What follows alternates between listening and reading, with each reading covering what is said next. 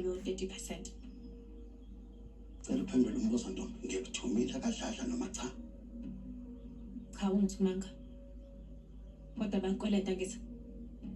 Ngibona basho njalo. Uba uthi ngiyakweleta mina. Ngisangolisa wena ngihamba mina ngiyondlondlobala business lawo ntanzi. Ilento engiyenzayo mina leyo.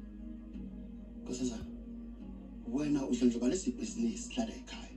Ngokuhamba uqola abantu ngegama lami. Akekho umuntu engimqolile mina. Ngithi bonke abantu bahlezi bakhokha 30% aba-own amabhizinisi. Indaba bona bangakhokhi. Yazi mangibheka wena mntana. Ngibona umuntu ohle iphupho lenye lisesesidlele ngakwazi ukuzindizela. Business la kadladla mntanami liselincane lingaka. Ngisho umndeni wakho ngondlela kanzima. Kepha wena ufuna ukuyobawisa. Mabewa laba bantu iphela le business yabo. Lo 30% yophinda uyinyephi ngelila. Yokuthatha phi? Baba mina bengitshela ukuthi bonke abantu bakhokha bona indaba bangakhokhi. Ngikwazi uhlambe kancane kunalokho. Noma mhlambe wena khona lempo oyilwayo mina engingayazi. Hayi.